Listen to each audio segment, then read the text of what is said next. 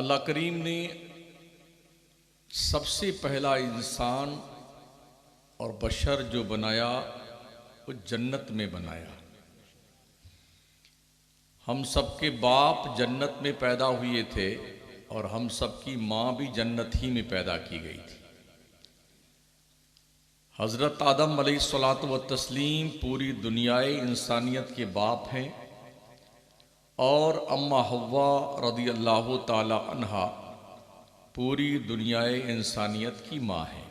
यही वो दो लोग हैं जिनके ज़रिए से अल्लाह ने इतनी बड़ी दुनिया में इंसानों की आबादी को तश्कील दिया है।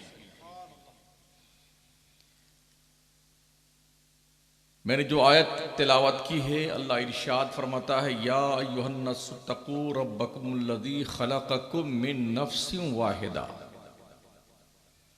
ऐ ईमान वालो, तुम अपने रब से डरो जिसने तुम्हें एक जान से पैदा किया है।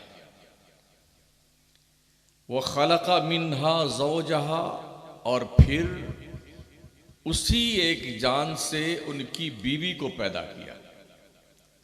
वह बस्ता मिन्हुमा रिजालन कसीरन व निसाआ, और फिर अल्लाह करीम ने इन्हीं दोनों आदम व हव्वा के ज़रिए से बहुत सारे मर्द और बहुत सारी औरतों को फैला दिया, पैदा कर दिया। वत्तकुल्लाहल्लज़ी तसाअलूना बिही वल अरहाम, डरते रहिए अल्लाह से, रिश्तों का एहतराम किया कीजिए। जो रिश्ते होते हैं ना, इसका एहतराम किया करो। इन्नल्लाह काना अलैकुम रकीबा, बेशक अल्लाह तुम पर निगहबान है।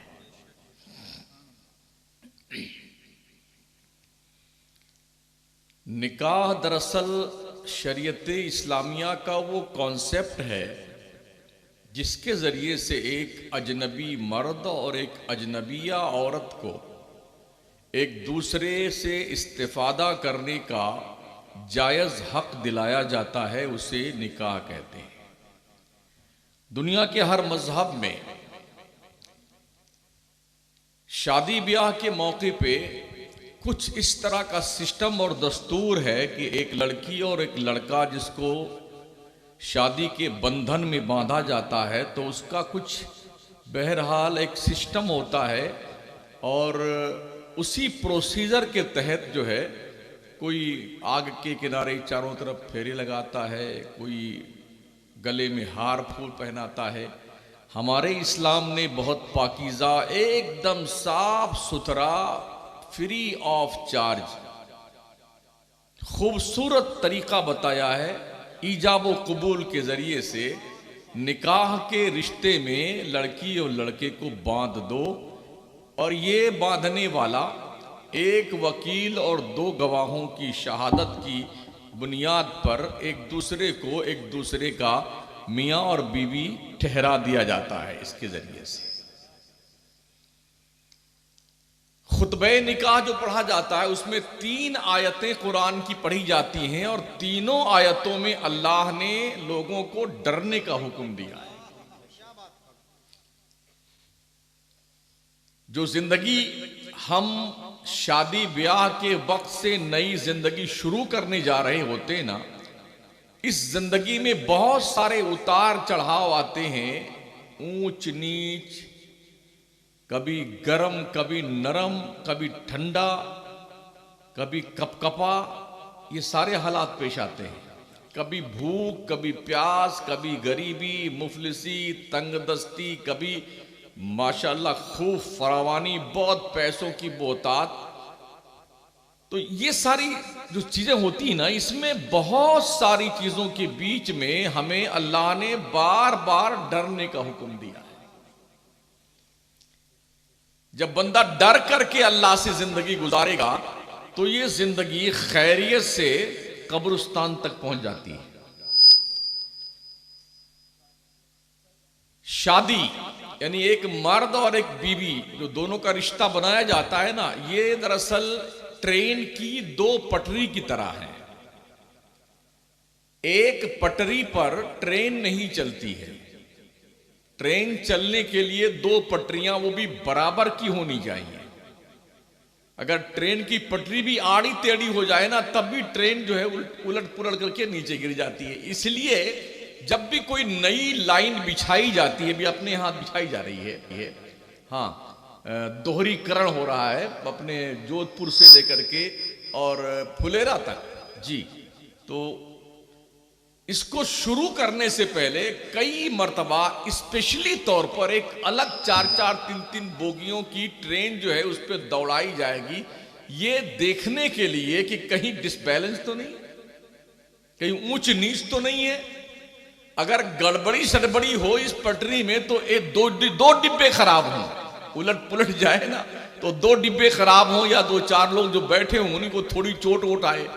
अगर इसको चेक करने से पहले ट्रेन को दौड़ा दें 16 और 22 और 26 डिब्बों की ट्रेन को, जिसमें सवारियां भरी हुई हों, और खुदा ना खास्ता कहीं रेल की पटरी ऊंची नीची हो, तो ये सारे लोगों को लेकर के कब्रिस्तान शरीफ तशरीफ ले जाएगी। इतनी बात जब समझ में आ गई कि जिंदगी जो है एक ट्रेन की मानिंद है, और ये ट्रेन लोहे की 2 पटरियों पे चलती है, दोनों को बराबर की हैसियत दी गई है। ऐसा नहीं कि लड़की कमजोर हो लड़का ताकतवर हो, या लड़का कमजोर हो लड़की ताकतवर हो। हमारे हनफी मसलक के रोशनी में कुफू का मसला बयान फरमाया गया है, बराबरी देखी जाए। यानी एकदम काले कलूटे लड़के की शादी जो है चांद जैसी बीवी से मत करवाओ, गड़बड़ हो जाएगा भाई साहब। ये चू चू कर रहा है, इसको थोड़ा खत्म कर दीजिए। हाँ, अगर ऐसा हुआ ना कि मालदार लड़की है फकीर लड़का है, तो भी बात नहीं बैठेगी। लड़का बहुत मालदार है लड़की बहुत गरीब है, तब भी बात नहीं बैठेगी। लड़की बहुत खूबसूरत है और लड़का थोड़ा आड़ा टेढ़ा है, तब भी बात नहीं बैठेगी। लड़का बहुत खूबसूरत है और बेगम बिल्कुल काली कलूटी, तब भी बात नहीं बैठेगी। हनफी मसलक की रोशनी में कुफू का मसला है, थोड़ा बराबरी देखी जाए। भाई अगर कोई बहुत खूबसूरत है तो दूसरे को उससे भी खूबसूरत ही होना चाहिए। इसको यूं भी समझिए, कोई MBBS डॉक्टर है और उसकी शादी कर दी जाए भैंस चराने की लड़की से, बात बनेगी? नहीं बनेगी ना। और कोई MBBS लेडी डॉक्टर है और उसकी शादी कर दी जाए जो है जंगल में भैंस और गाय चराने वाले से, बात बैठेगी? दूसरे दिन क्या उसी रात में तलाक होगी? इसलिए शरीयत का दस्तूर यह है, मेयार देखा जाए लड़की और लड़के का, दोनों का कुफू देखा जाए, बिरादरी बराबर देखी जाए, हसब नसब देखा जाए, उसका जो है धंधा बिजनेस देखा जाए, व्यवसाय देखा जाए। ऐसा बिजनेस ऐसा धंधा जो किसी मुआशरे में इज्जत के लायक ना हो, ऐसे व्यवसाय वाले की रिश्तेदारी उस व्यवसाय वाले के साथ कर दी जाए जिसका व्यवसाय इज्जत वाला हो, तब भी बात नहीं बैठती। इसलिए बराबरी का रिश्ता देखा जाना चाहिए। इतनी बात समझ में आ गई? तो रिश्ता तय कब करते हैं आप? बच्चे पैदा हो जाएं, लड़का लड़की पैदा हो जाएं, और जब वो बालिग हो जाएं, बालिग होने की उम्र हमारे मुल्क हिंदुस्तान में तकरीबन आज की तारीख में 14 से 15 साल लड़की की है और 15 से 16 साल लड़के की है। हालांकि अभी हुकूमत ने नया कानून जारी किया है, लड़की अब तक तो 18 साल की होती थी और लड़का 21 साल का होता था, तब दोनों की शादी होती थी। मगर अभी जल्द ही 2-4 महीना पहले एक नया अंधा कानून थोपा गया हमारे मुल्क हिंदुस्तान के हिंदू मुस्लिम सिख ईसाई बिरादरी पर, लड़की 21 साल की हो तो लड़का कितने का 25 साल का हो तब शादी की जाए। एक तरफ तो वेस्टर्न कल्चर की बुनियाद पर टेलीविजन, VCR, नंगी फिल्में, बेहयाई के मनाजिर, बेशर्मी के मनाजिर, मोबाइल की दादी अम्मा हर जेब में, इन सब की बुनियाद पर आदमी का दिमाग ऐसे खराब होता है, तो फिर इनकी शादियों की उम्रें जो है 21 और 22, 25 तक बढ़ाकर कर दी गई। मतलब लोग ये चाहते हैं कि मुआशरे में बेहयाई फैले, बुराइयां जन्म ले, हरामकारी और बदकारी जन्म ले, इसलिए इस लिमिट को आगे बढ़ाया गया है। मुझे हैरत है उन पागल इंसानों पर जो सुझाव देते हैं कि ये लिमिट बढ़ा दी जाए। इस लिमिट बढ़ाने की बुनियाद पर हिंदुस्तान में लगभग 9 साल की बच्ची के भी बच्चे पैदा हुए हैं। ये गिनीज बुक में लिखा हुआ है। पहले ये तमगा किसी और मुल्क के नाम था, अब ये तमगा हमारे भारत के नाम आ गया कि 9 साल की बच्ची के बच्चा पैदा हुआ। किसी भी मुल्क में वहां की आबो हवा, खान पान, मुआशरे की जो उठा पटक है, उसके पेश नजर मर्द और औरत के जिंदगी का परवान चढ़ना देखा जाता है। बहुत सारे ऐसे लोग होते हैं जो जिस्म के एतबार से तो बालिग हो जाते हैं, अकल के एतबार से बालिग नहीं होते हैं। और बहुत सारे ऐसे लोग होते हैं जो अकल के एतबार से बालिग हो जाते हैं, जिस्म के एतबार से बालिग नहीं होते हैं। तो ये सारी चीजें मुआशरे में पहले बड़े बूढ़े देखते थे, और अब बड़े बूढ़े जो होते हैं ना, वो ओल्ड माइंड हो गए हैं। अब लोग खुद ही देख लेते हैं। स्कूल पढ़ने गए हैं, वहीं तैयारी होगी साहब, गए थे पढ़ने, पार्क में घूम रहे हैं। जब से ये बेहयाई मुआशरे में आई है, बेगैरती मुआशरे में आई है, तब से हर धर्म के लोगों के जिंदगी का सुकून छिन गया, सुकून छिन गया है। कोई नाक कटवा रहा है, कोई कान कटवा रहा है, कोई मुंह पे कालिक पोतवा रहा है, पूरा खानदान लुट जाता है। बदनामी करवा करके लड़के और लड़कियां पूरे खानदान को ऐसा कलंकित कर देते हैं कि ना बाप सर उठा के जी सके, ना भाई सर उठा के जिंदा रह सके, ना खानदान सर उठा के जिंदा रह सके। इंसान को अल्लाह ने अशरफुल मखलूकात बनाया, जानवर नहीं बनाया है। कानून इंसानों के लिए है, जानवरों के लिए कानून नहीं है। अगर कोई कुत्ता इस नाली में पानी पीने लग जाए, कोई मना नहीं करेगा। लेकिन आप जो लोग, हम लोग बैठे हैं, हम में से कोई आदमी पानी पीने लग जाए तो लोग डांटेंगे, अरे पगला गया यार, तेरे दिमाग की कोई नस ढीली हो गई है, मालिक खोलिया हो गया है, क्या हुआ? फिर भी नहीं मानेगा ना वो, तो लोग कहेंगे पागल है, छोड़ दो इसके हाल में। पता ये चला कानून इंसानों के लिए है, जानवरों के लिए कोई कानून नहीं है।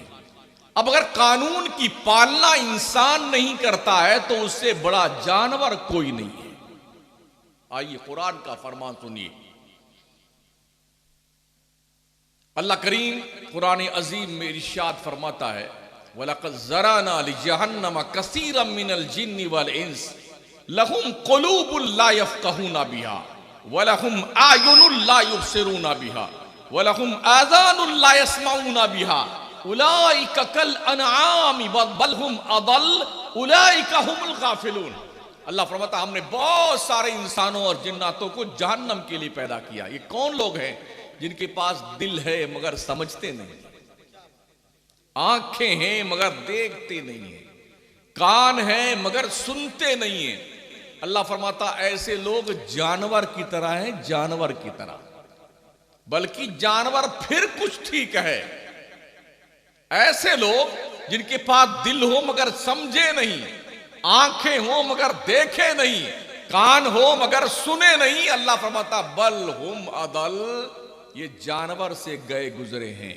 उलाइका हुमुल गाफिलून, ये गफलत में पड़े हुए लोग।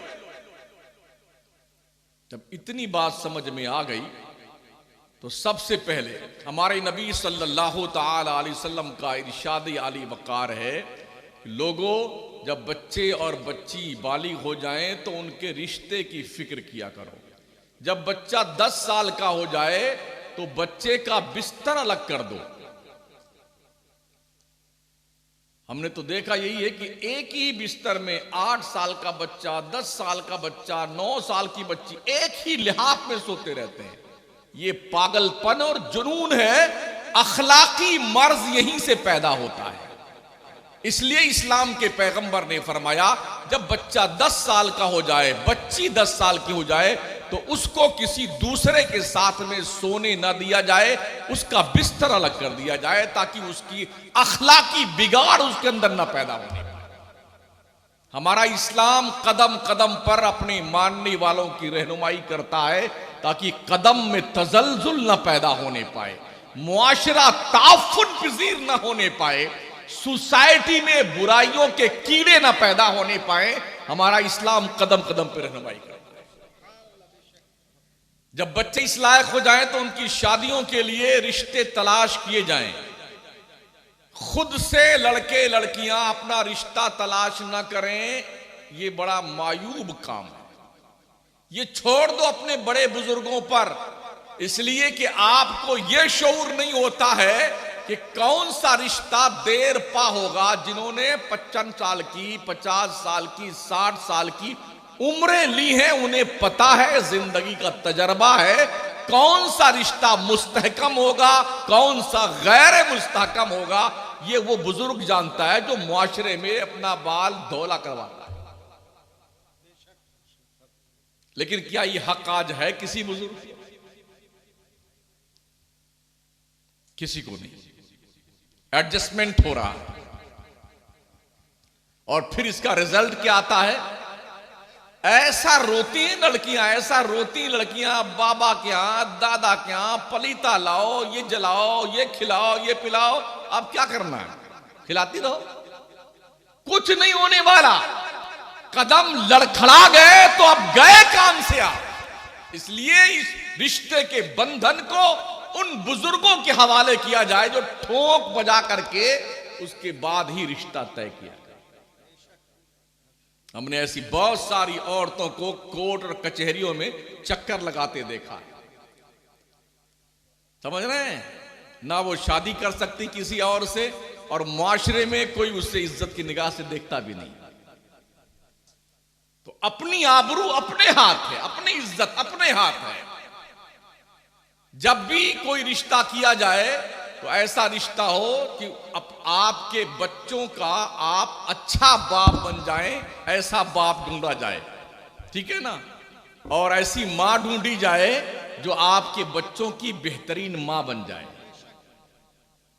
इस्लाम नस्ल आदम की अफजाइश का पैगाम देता है। औलादें पैदा हों कसरत के साथ, ताकि ये औलादें और नस्लें आपके बुढ़ापे में आपकी उस गुर्बत का और कमजोरी का लाठी का सहारा बन जाए। एक को डॉक्टर बना दिया आपने, एक को इंजीनियर बना दिया, कोई सऊदी चला गया, कोई यूके चला गया, अब डोकरा मारा मारा फिरता बेचारा। हाँ, कभी यहां पड़ा, कभी वहां पड़ा है, कोई पूछने वाला नहीं इस डोकरे को तेरी क्या खैरियत है, इल्ला माशाअल्लाह। इसलिए तहजीब और शाइस्तगी के साथ जिंदगी गुजारने की कोशिश कीजिए साथी। रिश्ता तय होता है तो फिर जानते हो, तय होते ही रिश्ते के तय होते ही मोबाइल का आदान प्रदान होता है। हाँ, अब 2 साल के लिए हमारे राजस्थान में कहीं कहीं 2-2 साल की तारीख रखी जाती है, कहीं 8 महीने की तारीख। एंगेजमेंट हो गया ना, 8 महीने की तारीख, 2 साल की तारीख रखी गई। मतलब तैयारी करने के लिए इनको 2 साल चाहिए होता है। इस्लाम ने शादी के लिए तैयारी का कोई हुक्म नहीं दिया है। जानते हो शादी किस चीज का नाम है? तराज़ी तरफ़ैन की बुनियाद पर, लड़की राजी लड़का राजी, दोनों के घर वाले और खानदान के लोग राजी हो गए, काजी को बुलाइए और 2 गवाह बुलाइए, एक वकील हो जाए, शादी कर दीजिए। लड़की से ईजाब कराइए, लड़के को कबूल करवा दीजिए, या लड़के को ईजाब कराइए, लड़की से कबूल करवा दीजिए, चलो हो गई निकाह। इतने ही का नाम निकाह है। पूरा खानदान इकट्ठा किया जाए, प्लेटें मंगवाई जाए, झूमर लगवाए जाए और गलियां सजाई जाए, ढोल बजाए जाए, हुल्लड़बाजी की जाए, लाखों रुपए स्वाहा किए जाए। ये सब खुराफात है, बकवास है। इस्लाम का इससे कुछ लेना देना नहीं है। समझ रहे हैं? कुछ दोस्तों को हमने ये देखा है, जब तक 3-4 बच्चियों का रिश्ता तय नहीं कर लेते हैं तब तक वो शादी नहीं करते हैं। इसमें एक लड़की की उम्र पहुंचती 35 साल, दूसरे की पहुंचती 32 साल, तीसरे की पहुंचती 28 साल, चौथे की पहुंचती 25 साल। हुक्म तो यह था बालिग होते ही लड़की लड़के का रिश्ता कर दिया जाए, लेकिन इस इंतजार में कि चारों का रिश्ता सेलेक्ट हो जाए और कुछ पैसे वैसे इकट्ठा हो जाए तो फिर उसके बाद धूमधाम से शादी करें। ये धूमधाम क्या होती भाई साहब? चूंकि एक ऐसा कैंसर है ये धूमधाम जो पूरे मुल्क को अपने लपेटे में लिए हुए, हिंदू मुस्लिम सब बर्बाद है, इसी में सब बर्बाद है। इतने रुपए खर्च करेंगे, डोकरा कमाते कमाते मर जाता है। कभी यहां तक देखा हमने अपनी जवान बेटियों को जहर दे के मार देता है या खुद जहर खा के बाप मर जाता है। कभी मां और बाप दोनों एक साथ कुएं में छलांग लगा देते हैं, इसलिए कि मुआशरे में सफेद पोश भेड़ियों की तोंद बांटने के लिए गरीब मां बाप के पास पैसे नहीं होते हैं। इसलिए जालिम मुआशरे में ऐसे लोग जुल्म और तशद्दुद का शिकार होकर के कभी बच्चियों समेत जहर खा के मर जाते हैं, कभी मां बाप खुद मर जाते हैं। बोलिए क्या जवाब देंगे मरने के बाद कौम के वो भेड़िए, दहशतगर्द और वो जालिम डकैत लोग जो अपने बच्चों को पढ़ाने के बाद बाजाब्ता जहेज का मुतालबा करते हैं, गाड़ियां भिखमंगे बन के मांगते हैं, गाड़ी चाहिए हमको, पैसे चाहिए हमको, ये चाहिए हमको, वो चाहिए, तो कटोरा लेके भीख मांगना बेटे। सूफी साहब की दरगाह चला जा नागौर शरीफ में, बड़े भिखारी बैठे हुए रोज खाते हैं। जमाम जने कितने सेठ सटियाए हुए आते हैं, 50 फकीर हमारी तरफ खिला दो, 10 हमारी तरफ खिला दो, ख्वाजा साहब चलो पड़े हुए खाए जा रहे हैं, तुम भी जाओ खा लो, भिख मंगे। शादी को हमने इतना मुश्किल बना दिया, इतना मुश्किल बना दिया है। अगर किसी गरीब के पास 2-3 बच्चियां पैदा हो जाए ना, तो फिर या तो उसे खुद मरना है और या फिर सूद पे इतना कर्जा ले आए कि कमा कमा के भरते भरते मर जाए, फिर भी पैसा पूरा नहीं होगा, और या फिर बच्चों को जहर दे के मार दे। इसके जिम्मेदार मुआशरे और सोसाइटी के वो लोग जिनकी चमड़िया गैंडे से ज्यादा मोटी होती है, जो भिखारी लोगों का बैंक बैलेंस टटोलते फिरते हैं। समझ रहे हैं? शादी सिर्फ और सिर्फ ईजाब व कबूल का नाम है। हमारे नबी सल्लल्लाहु अलैहि वसल्लम ने 11 शादियां फरमाई, किसी में कोई बारात नहीं, कोई दावत नहीं, कोई खाना पीना नहीं, कुछ नहीं। मस्जिद में और निकाह पड़ा है, चौहारे बढ़ गए, तुम तुम्हारे घर हम हमारे घर। अगर ये कंडीशन हो जाए ना तो 15 बच्चियां पैदा हो, बाप के पेशानी पे शिकन नहीं आएगी।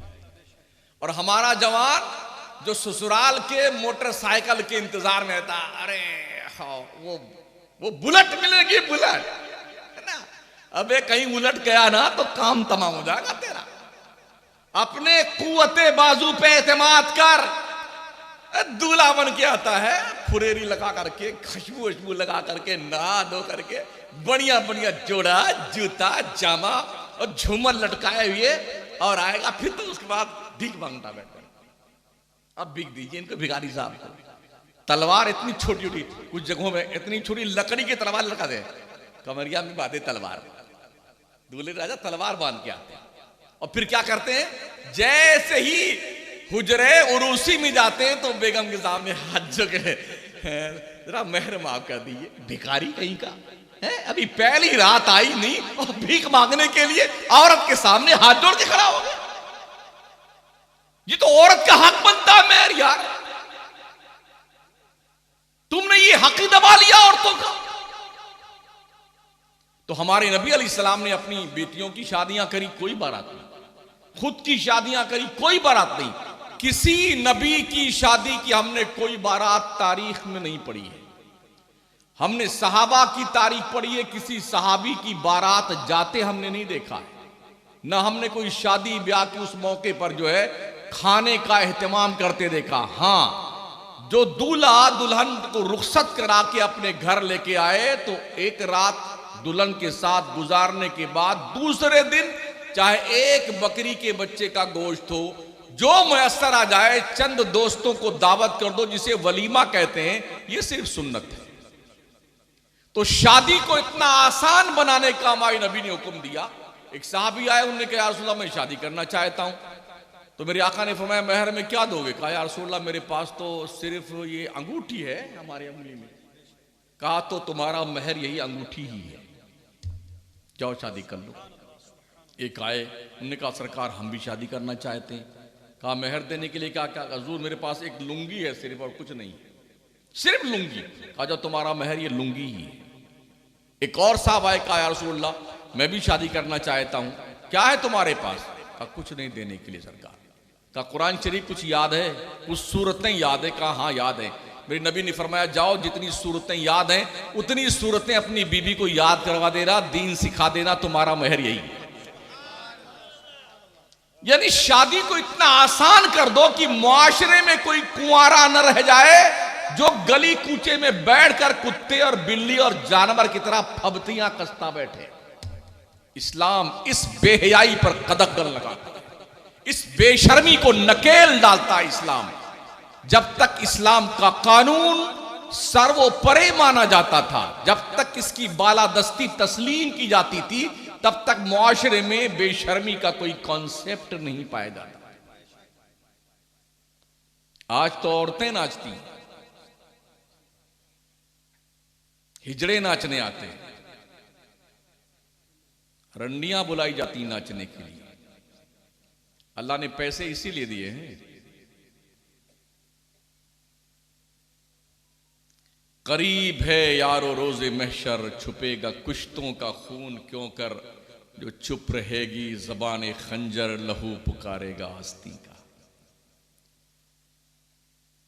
अल्लाह मुंतकिम हकीकी है, एक एक लम्हे का, एक एक सेकंड का हिसाब लेगा वो। हमने तुम्हें पैदा किया था ना, हदीस शरीफ का मफहूम आका फरमाते थे, जब तक बंदा अल्लाह के दहलीज़े करम पर खड़ा होकर के ये जवाब ना दे लेगा कि उसने जिंदगी कहां कैसे गुजारी है, तब तक उसे पांव उठाकर आगे बढ़ाने की इजाजत नहीं दी जाएगी। अगर अक्ल हमारे पास है तो हम लोगों को ये सोचने की जरूरत है कि हम हिसाब अपने रब को कैसे देंगे, कैसे देंगे अपने परवरदिगार को हिसाब। तो जब बच्चियां बालिग हो जाएं तो उनके रिश्ते का इंतजाम किया जाए। और ये ध्यान रहे साथियों, कुछ लोग तो बड़ा घर देखते हैं, अरे मालदार क्या शादी करना ताकि मेरी बेटी ना चैन से रोटी खाए। शादियां करना आपका काम है, चैन से रोटी खाएगी या बेचैन रह के जिंदगी गुजारेगी ये उसका अपना मुकद्दर है। मुकद्दर हमारा बाप नहीं बनाता है, अल्लाह पाक बनाता है। अगर खुदा ने किस्मत में खुशहाली लिखी है तो बेटियां खुशहाल रहेंगी, अल्लाह ने किस्मत में खुशहाली नहीं लिखी है तो जिंदगी भर बदहाल रहेंगी। तो आपका काम है रिश्ता कर देना। बस ये देखो कि लड़का इज्जतदार हो, कोई नशा ना करता हो, जुआरी शराबी ना हो, अय्याश फुहाश ना हो, बेगैरत बेहया ना हो, ठीक ठाक हो, 2 वक्त की रोटी कमा कर खाने की उसके अंदर क्षमता हो और मेहनत मजदूरी करता हो, बस खत्म बात। सुन्नी हो, शादी कर दी।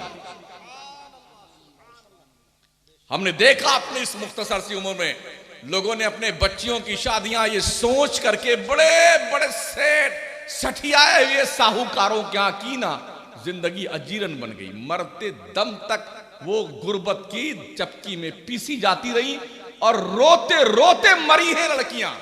और हमने ऐसी बच्चियों को भी देखा है जिनके मां बाप ने बच्चों को गरीब देकर के रिश्ता तय किया कि दूल्हा जो है वो गरीब है, खानदान ठीक है, मेहनत मजदूरी करने वाले। अल्लाह ने उस औरत के जरिए से उसे और 4 चांद लगा दिया। मेरे नबी फरमाते हैं मफ़हूम हदीस, शादियां करो, शादियां जब आप करेंगे तो अल्लाह तुम्हारे घर में खुशहाली लेके आएगा, तुम्हारी गरीबी दूर कर देगा। तो ये शादी, गरीबी दूर करने का ये मतलब नहीं कि ससुराल से जहेज मिलेगा, ना ना ना। गरीबी दूर करने का मतलब ये अल्लाह ने पैरों में बरकत रखी। घोड़ा, मकान, बीवी, ये तीन चीजें ऐसी हैं, इनमें नहुसत भी होती है और बरकत भी होती है। क्या आपको पता है हजरत इब्राहिम अलैहिस्सलाम सैयदा हाजरा और हजरत इस्माइल को जब मक्का में छोड़ के चले गए थे, और जब हजरत इस्माइल शादी कर लिए तो हजरत इब्राहिम अपने बेटे से फिलिस्तीन से चल करके मक्का आए मिलने के लिए। सैयदा हाजरा का इंतकाल हो गया था। पहुंचे मक्का में तो हजरत इस्माइल पैगंबर शिकार करने गए हुए थे। घर पे पहुंचे, दस्तक दी, हजरत इस्माइल की बीवी निकली बाहर। कहा क्या बात है, खैरियत है, तुम्हारे शौहर कहाँ? कहाँ शौहर शिकार पे गए हैं, जिंदगी कैसे गुजर रही है? ससुर जी ने ये पूछा अपने बेटे की बहू से, तो बेटे की बहू शिकवे शिकायत का दफ्तर लेके बैठ गई। बड़ी गरीबी है, बहुत परेशान है, बड़े मुश्किल में है। कहा ठीक है, जब तुम्हारे शौहर आए तो उनको मेरा सलाम कह देना और उनसे ये कह देना एक अल्लाह के बंदे आए थे, उन्होंने ये कहा है कि अपने घर की चौखट बदल दो। चले गए वो। शाम को हजरत इस्माइल पैगंबर आए, नबी नबी को पहचानता है ना। उन्होंने देखा चारों तरफ नूर की बारिश हो रही। पूछा बेगम कोई आया था? कहा हाँ, एक नूरानी शक्ल वाले बुजुर्ग आए थे और उन्होंने आके पूछा, घर की खैरियत पूछी, ये पूछा वो पूछा। कहा और जाते वक्त उन्होंने कहा कि आपने शौहर को मेरा सलाम कह देना और उनसे कह देना कि घर की चौखट बदल दे। कहा अच्छा ये कहा उन्होंने? सुन, वो मेरे बाप इब्राहिम थे और वो मेरे घर की चौखट तू है, उन्होंने मुझे ये हुक्म दिया है, मैं तुझे तलाक दे दूंगा। तलाक दे दिया। दूसरी शादी करी हजरत इस्माइल ने। फिर कुछ सालों के बाद हजरत इब्राहिम तशरीफ लाए मिलने के लिए। इत्तेफाक फिर हजरत इस्माइल शिकार पे गए थे। घर पे पहुंचे, दस्तक दी, वो खातून निकली, दुआ सलाम हुई। हजरत इब्राहिम ने पूछा बेटी कैसी हो? कहा अल्लाह का बड़ा शुक्र है, बड़े हाल खैरियत से रहते हैं, अल्लाह ने बहुत ही बेहतर हाल बना रखा है, हर हाल में अल्लाह का शुक्र अदा करते हैं, अल्लाह ने बड़ी अच्छी जिंदगी दी है। तो पर जो तुम्हारे शौहर आए ना, फरमाते तुम्हारे शौहर आए शाम को तो उनको मेरा सलाम कहना और उनसे कह देना घर की चौखट को संभाल कर रखना। चले गए। हजरत इस्माइल तशरीफ लाए, फिर देखा नूर की बारिश का। पूछा कौन, कोई आया था? हाँ एक बुजुर्ग आए थे और इस तरह से बात हुई। उन्होंने ये कहा है कि घर की चौखट को संभाल कर रखना। हजरत इस्माइल ने फरमाया कि वो मेरे अब्बा हुजूर इब्राहिम अलैहिस्सलाम थे और वो घर की चौखट तू है, उन्होंने मुझे कहा है कि मैं तुझे संभाल कर रखूं। तो घोड़ों में बरकत होती है और मनहूसियत भी होती है, औरत में बरकत भी होती है, मनहूसियत भी होती है, चौखट में भी बरकत होती है मकान में और मनहूसियत भी होती है। ठीक है ना? तो बरकत वाली बनो और बरकती जो हर हाल में अल्लाह का शुक्र अदा करे। आपकी शादी हो बच्चियों बहनों तो एक बात ध्यान रखना, अपने मैके में क्या जन्नत का फल खाया है, मन्नो सलवा खाया है, रोज काजू पिस्ता बादाम चीकू सब खाती रहे, सेब संतरे अंगूर सारे फ्रूट ठूसती रही हो। ससुराल जाना तो वहां पर चुप्पी साध लेना, ये कभी मत कहना मैंने अपने अब्बा के घर पे क्या खाया। शौहर अगर नमक रोटी खिलाता है अल्लाह तेरा लाख लाख शुक्र है, शौहर गोश्त रोटी खिलाता अल्लाह तेरा लाख लाख शुक्र है। ये तसव्वुर लेकर के जब ससुराल बच्चियां जाती हैं ना तो अल्लाह उस घर में बरकतें पैदा करता है, रहमतों का नज़ूल करता है, अल्लाह की तरफ से हिदायत जारी होती हैं और ऐसे घर पर अल्लाह नूर व नकहत की ऐसी फिजा की बारिश करता है, नूर नकात की बारिश करता है, रहमतों का सामन भादों बरसाता जिसे बंदा संभाल नहीं सकता है।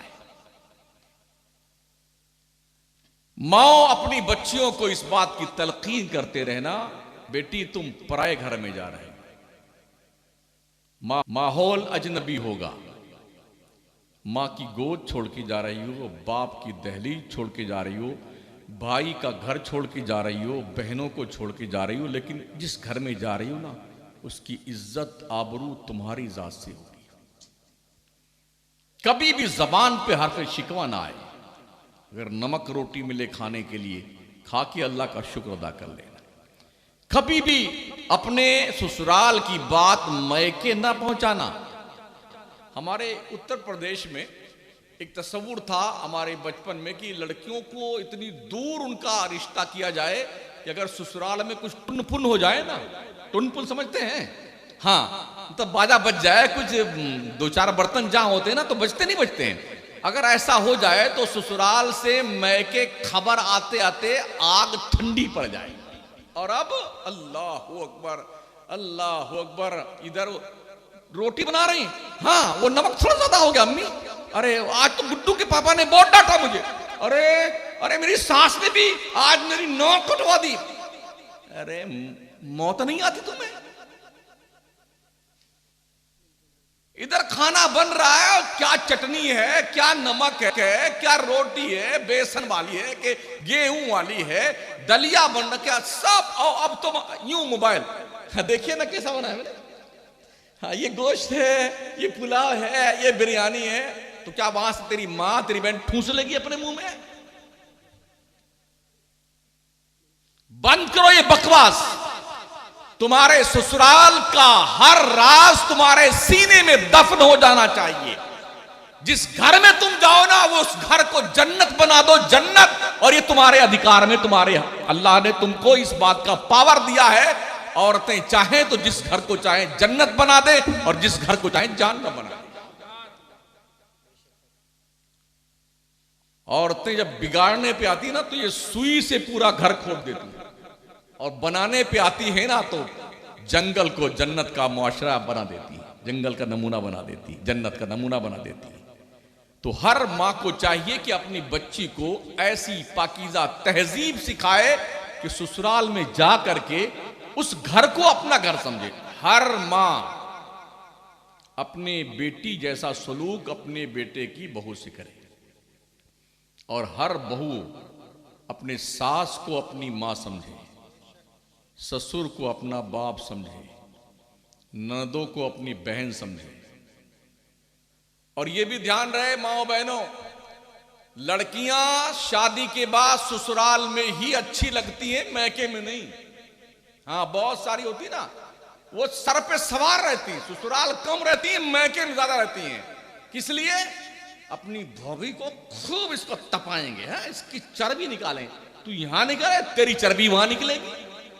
तू जहां गई हुई चर्बी निकालेंगे बैठ करके अपने भाभी की। अगर तुम महीने 6 महीने साल भर में अपने मैके आओगी ना तो भाभियां सर पे बिठाएंगी, और रोज पड़ी रहोगी ना तो तुम्हें कोई घास नहीं डालेगा। खुद ही बना ले अंडा, खुद ही रोटी पका ले, खुद ही ठूस ले खा करके। यही होता है ना। और रोज रोज अगर मिलेंगे तो मोहब्बतें कम होती हैं।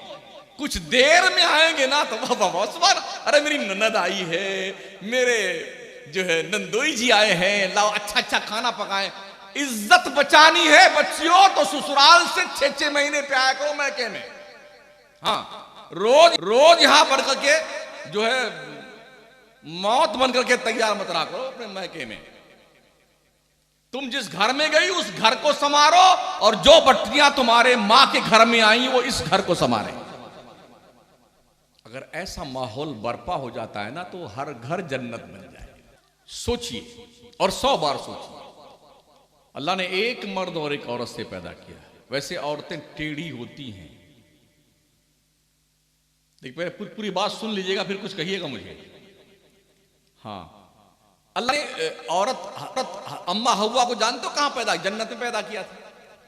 और कैसे पैदा किया था? हजरत आदम अलैहिस्सलाम के बाईं तरफ की जो पसली है ना, इस टेढ़ी पसली से पैदा किया था। इस पांव में तो सीधी पसली है ना, हड्डी, अल्लाह ने इस सीधी हड्डी से नहीं पैदा किया। बाईं तरफ की पसली से, पसली टेढ़ी होती है। आप गिन लीजिए औरत की पसली को और मर्द की पसली को, और मर्द अपनी पसली गिन ले, इधर ज्यादा है इधर एक कम है। दिल किस तरफ होता है? बाईं तरफ की दाहिनी तरफ? बाईं तरफ। अल्लाह ने दाहिनी तरफ की पसली से क्यों नहीं पैदा किया? अल्लाह ने औरत को बाईं पसली से क्यों पैदा किया? इसलिए कि बाईं तरफ की पसली दिल के बहुत करीब है। औरत को बाईं तरफ की पसली से अल्लाह ने पैदा किया ये मिजाज देने के लिए कि औरत सर पे बिठाने की चीज नहीं है, दिल में बिठाने की चीज है। समझ रहे हैं? गड़बड़ी वही होती है जब लोग सर पे बिठा लेते हैं। हाँ हाँ। और पसली चूंकि टेढ़ी है औरत की फितरत में टेढ़ापन है। मेरे नबी फरमाते हैं, मर्दों अपनी औरतों के टेढ़ेपन से ही फायदा उठा लेना, इसे सीधा करोगे तो टूट जाएगी। पसली सीधा करो तो पसली टूट जाएगी, औरत को सीधा करोगे तो तुम्हारी औरत की पसली टूट जाएगी। मतलब क्या हुआ, उसका निकाह टूट जाएगा, गड़बड़ी आएगी, झगड़ा होगा, मार कुटाई होगी, रोजाना जंग अजीम बर्पा होगी, रूस और यूक्रेन बन जाएगा आपका घर। इसलिए सलामती चाहते हो तो इस्लाम के छत्र छाया तले जिंदगी गुजारो, एक दूसरे का हक पहचानो। इस्लाम ने मां का, बाप का, सास का, ससुर का, देवर का, जेठ का, ननद का, सबका हक मुतय्यन किया। हकदार का हक दे दो, कोई झगड़ा नहीं होता, कोई झगड़ा नहीं। अच्छा, बहुत सारे दोस्त ऐसे हैं, वो खुद तो बिल्कुल हमारी टोपी की तरह काले काले, और क्या चाहेंगे, ऐसी बहू लाना ना अम्मी, जैसे ट्यूबलाइट चमक रही, इतनी खूबसूरत हो। कभी आईना देखा अपना चेहरा? कल उठे राजा, है? चेहरा देखिए तो शर्म आ जाए, है? कहीं एक बल्ब फ्यूज है, बढ़िया चाहिए एकदम। हाँ, जमाले जहारा का जरा मुआयना फरमा ले हजरत, आप कितने खूबसूरत आप हैं।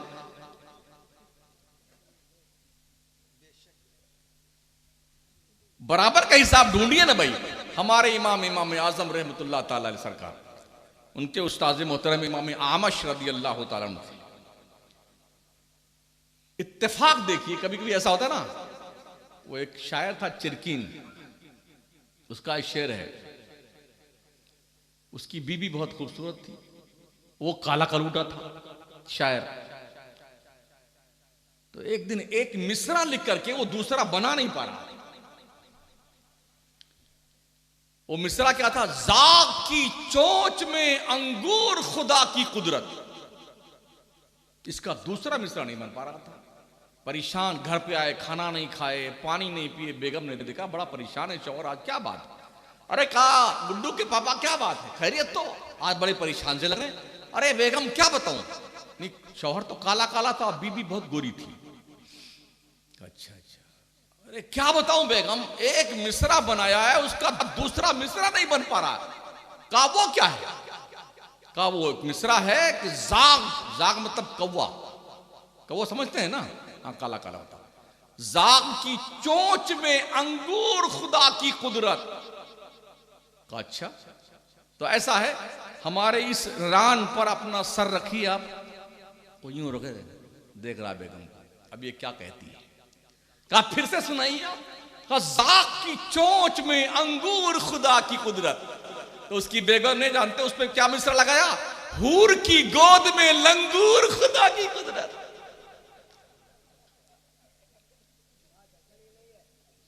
समझते भी रहे ना? हाँ, सिर्फ हंस के मत निकाल देना। हाँ, बड़े पते की बात कर रहा हूं मैं। तो इमाम आजम सरकार के उस्ताद गिरामी इमाम आमश रदी अल्लाह ताला का निकाह जो है, शादी बहुत खूबसूरत औरत से हो गई, और ये बिल्कुल काले थे। पहली रात से जंग शुरू, पहली रात से। कब तक चलती रही जंग? जब तक 3-4 बच्चे तब तक नहीं हो गए, तब तक झगड़ा, रोज लड़ाई, रोज जंग, रोज झगड़ा।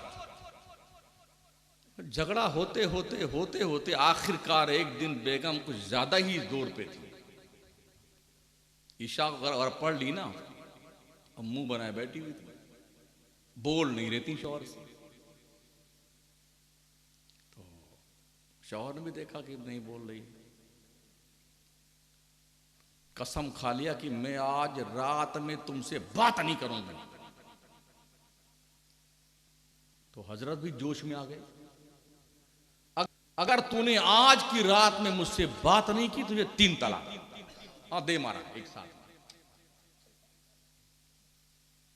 कह तो दिया, मैं पता था बहुत जिद्दी औरत है, ये मानेगी नहीं, और सुबह जैसे जैसे रात खत्म हुई ना, हमारी निकाह से निकल जाएगी। भागते हुए रात में इमाम आजम अपने शागिर्द के पास आए। अरे कहा, नौमान बेटे, नौमान बेटे। अरे हजरत क्या बात, इतनी गए रात में आप तशरीफ लाए, खैरियत तो है?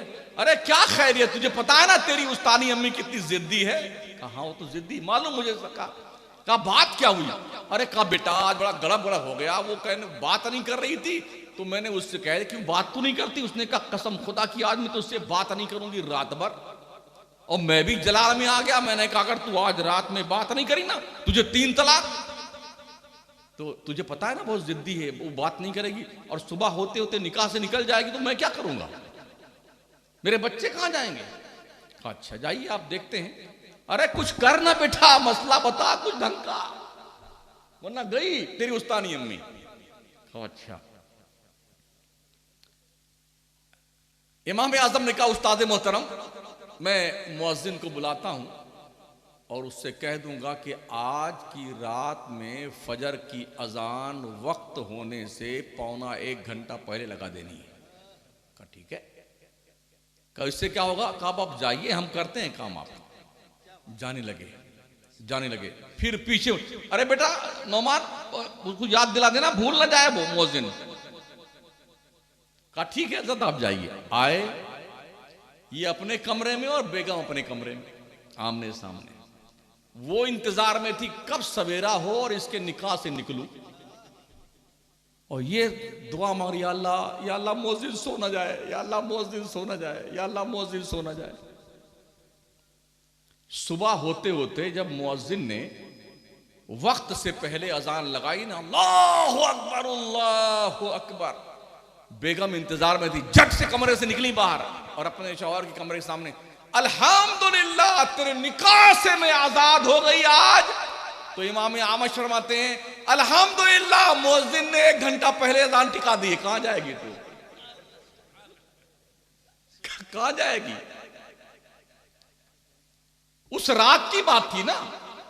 अब चूंकि वो रात पूरी नहीं हुई और औरत ने बात कर ली तो बात करने की बुनियाद पर जो तलाक उन्होंने फरमाया था वो तलाक नहीं वाकई हुई, वक्त से पहले उन्हें अजान दिलवा दी। तो ऐसा कभी कभी होता है। तो इसलिए इस्लाम की मुकद्दस शहजादियों, माओ और बहनों, ये लो 1 घंटा हो गया।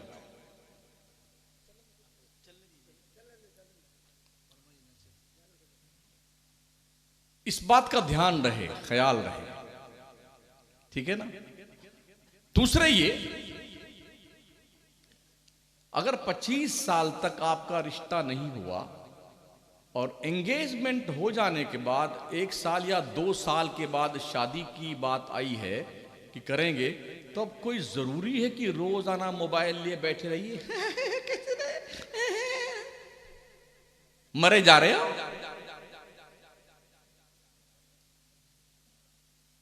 जो ऐसी शादियां होती हैं उनका अंजाम बड़ा भयानक होता है, बड़ा भयानक होता है।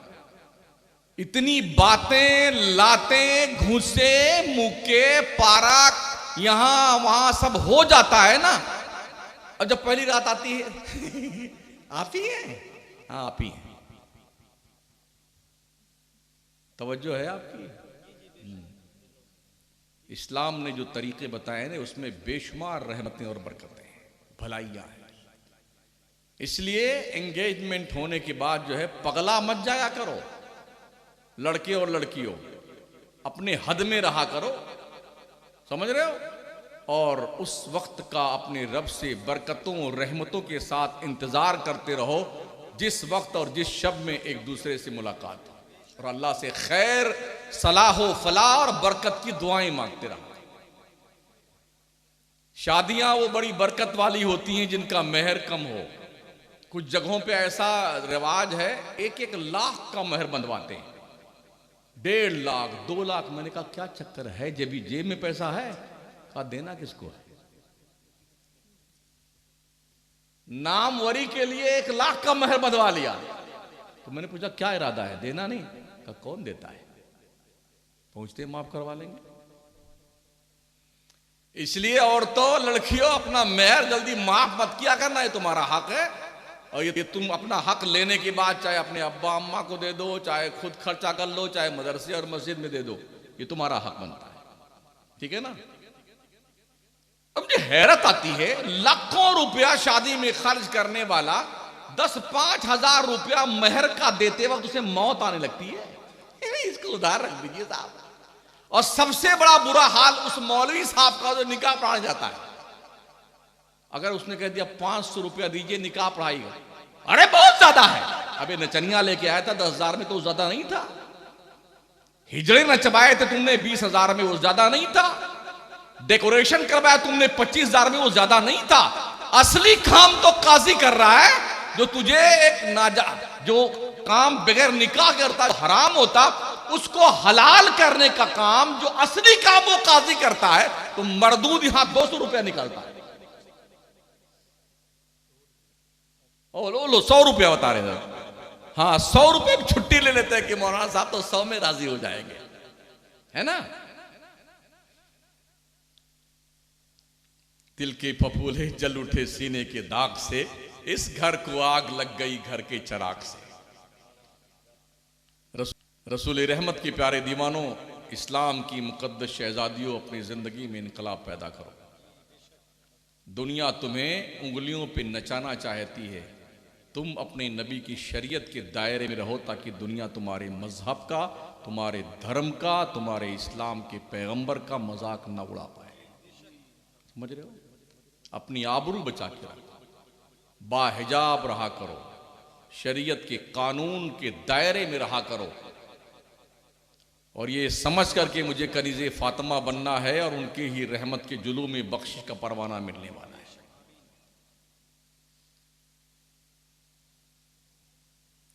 माहौल देख करके, मुआशरा देख के कोई अगर नंगा नाच रहा है तो हम क्यों नाचने जाए भाई? हम क्यों जाए? इस बेहयाई के डगर पे मुसलमान क्यों चल निकलता है? हमने दुनिया को जीने का शऊर दिया यार। पूरी दुनिया की कोई कौम ना उसे खाने का शऊर था, ना पीने का, ना पहनने का, ना चलने का। ये शऊर जिंदगी इस्लाम के सपूतों ने दिया है। दुनिया जिस कौम ने पूरी दुनिया को जिंदगी जीने का सलीका दिया, आज वो कौम खुद बेसलीका हो गई। खड़े खड़े खाती है, खड़े खड़े पखाना करती है, खड़े खड़े पेशाब करती है। शादी में देखिए तो बफर सिस्टम लिए बेटे खड़े खड़े भिकमंगे, प्लेट उठा लिया है, चावल यहां से, रोटी वहां से, पापड़ वहां से, कचूमड़ वहां से, सलानी यहां से, सब्जी वहां से। भिखारी ऐसे प्लेट लेके जाता है, पता तो होता नहीं कि तोंद में कितना भरना है, तो आउट ऑफ लिमिट भर लाता प्लेट में। आधा खाता है, आधा फेंक देता है। यह हालात देखे हमने। इतना खाना बर्बाद होता है ना इस बकवास के सिस्टम में। पहले जो दौर था, लोग चंद लोगों को इतना बैठने का जितने लोगों इंतजाम है उतना बैठते थे। जब सब तक खाना पहुंच जाता तो एक जिम्मेदार खड़ा होता, भाइयों बिस्मिल्लाह कीजिए, तब लोग खाना शुरू करते थे। अब ये आया नहीं, पूरा डोंगा उलट लिया, सारी बोटी हमारे परेड में, तुम जाओ चूल्हे भाड़ में, है ना। अरे यार ये टंकी है, कोई ख्वाजा की देग है जो भरने का नाम नहीं ले रही। कितना खाएगा यार, कितना खाएगा? खाने की भी लिमिट होती है यार। अल्लाह ने सिर्फ खाने के लिए हमें नहीं पैदा किया है। ऊंट बहुत खाता है, हाथी बहुत खाता है, हम ऊंट और हाथी नहीं है। अल्लाह ने हमें अशरफुल मखलूकात बनाया। मेरे नबी अलैहिस्सलाम फरमाते, अपने भूख के 3 हिस्से कर लो। एक हिस्से में खाना खाओ, एक हिस्से में पानी पियो, एक हिस्सा खाली रखो सांस लेने के लिए। लेकिन जब माले मुफ्त दिले बेरहम, किसी की शादी में गए, 15 किस्म की बिरयानी, वो मिठाई देखिए, 4 किस्म की बिरयानी है, 3 किस्म के जलेबी, 5 किस्म का जो है वो काजू कतली और ये पापड़। अरे आज तो फुल खाना है। अब जब निकले में हिया तक ठूस के निकलते हैं। अरे मजा आ गया, मजा आ गया। तोंद फटी नहीं मरदूत, मजा आ गया तेरे को। सांस लेने की गुंजाइश नहीं रखता कमबख्त, सांस लेने के लिए फूलने लगती है तड़िया, ऐसा करता है।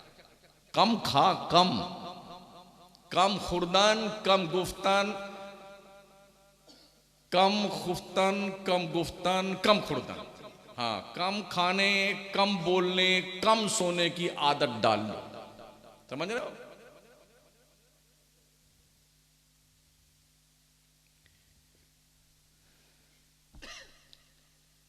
शादी हो जाने के बाद में सबसे पहली तमन्ना क्या होती है आदमी? अल्लाह जल्दी से कोई लड़का पैदा हो, जल्दी से। अगर साल 2 साल नहीं हुआ ना तो पूरे मोहल्ले के होते हैं, तौबा तौबा, अल्लाह जाने किस में कमी है, अल्लाह जाने किस में कमी है, अल्लाह। हाँ, ये चालू। तो फिर अब डॉक्टरों के पास ये जांच, वो जांच, दूल्हा की जांच, दुल्हन की जांच, अल्लाह अकबर। अब जांच के प्रक्रिया में कुछ नहीं हिसाब करना।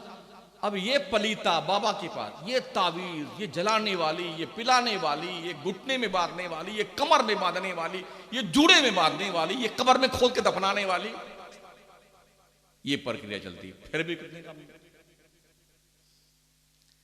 अल्लाह अल्लाह करके, अल्लाह अल्लाह करके अगर कहीं उम्मीद बंधी ना तो जान ये अल्लाह लड़का होना चाहिए, तो लड़की ने तेरी कब्र खो दी है।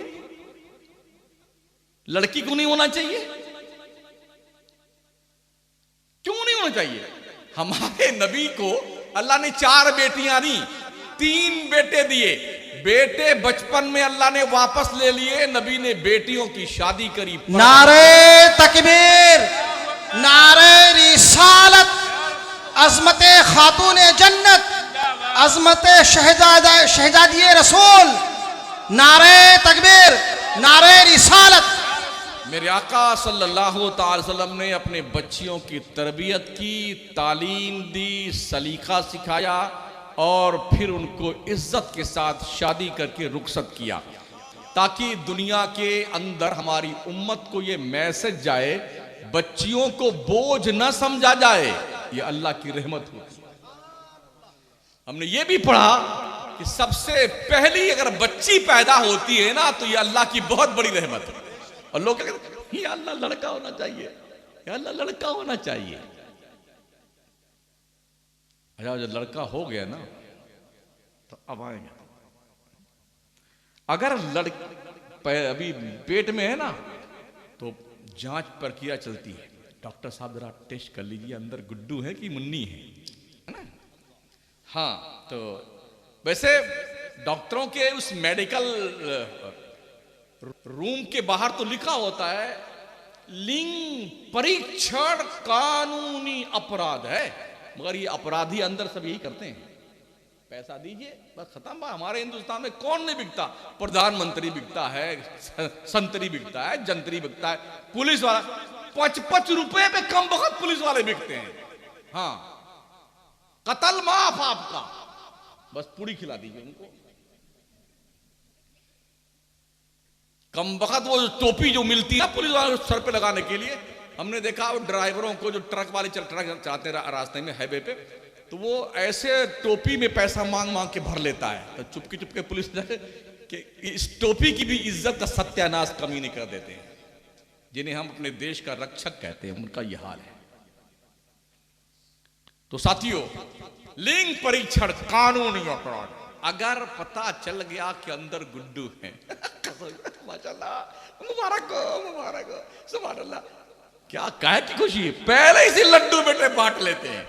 अगर ये पता चल गया अंदर मुन्नी है ना, ऐसा जूता पड़ गया मुंह पे कम वक्त के, पता ही नहीं चलेगा। पैदा होने के 6 महीने तक नहीं मालूम पड़ेगा कौन तशरीफ लाया।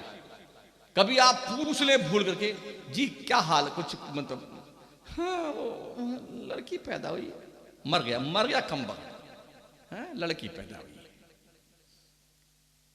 अब उसके बाद कार्यक्रम शुरू, नाम लखमाने का। हजरत सारे इमाम की वो तबाही आती जब किसी का बच्चा इनके पैदा हो, पर परेशानी हमारी आती। ऐसा नाम दीजिए, ऐसा लेटेस्ट छोटा सा प्यारा सा लहक महक चहक बुलबुल तोता मैना, पूरे रोहल में किसी का नाम ना हो, ऐसा नाम चुनिए। अब कहां से ढूंढ के लाए भाई, कहां से लाए? तो एक दिन बहुत गुस्सा लगा मुझे, बहुत गुस्सा लगा जब ये बार बार फरमाइश। हमने आ जाओ, आज ऐसा नाम बताए, पूरे गांव में नहीं, पूरे जिले में नहीं, पूरे मुल्क में नहीं, पूरी दुनिया में आज तक किसी ने ऐसा नाम नहीं रखा हुआ। जल्दी बताइए जल्दी। चूहा, बिल्ली, कॉकरोच, छुछुंदर, कीड़ा मकोड़ा, ये नाम रख लो अपने गुड्डू महोदय का। हजरत कोई नाम है? अरे किसी ने नहीं रखा, एकदम लेटेस्ट, कहीं नहीं मिलेगा। अल्लाह का नबी फरमाता है अपने बच्चों के ऐसे नाम रखो बच्चियों के जिससे नामों की बरकत जाहिर है। मेरे आका फरमाते हैं तेरे घर में 3-4 बच्चे मोहम्मद नाम के हो जाएं, तेरा क्या बिगड़ता है? जिस दस्तरखान पर मोहम्मद नाम का बच्चा खाना खाता, अल्लाह उस खाने का हिसाब नहीं लेगा।